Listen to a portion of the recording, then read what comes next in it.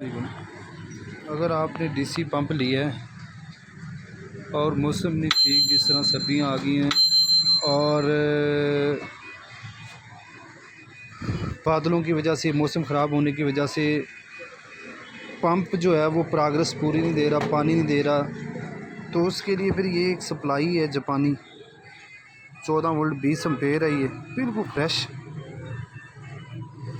इसको आप बिजली में से करंट देंगे ना होने के बराबर ये करंट लेती है। आप इसको रूटर को बिजली पे चला सकते हैं और ये जिस तरह रूटर 220 वाला 7.5 एम्पेयर लेता है, तो ये बिजली पे चल के 1 एम्पेयर से भी कम लेगी।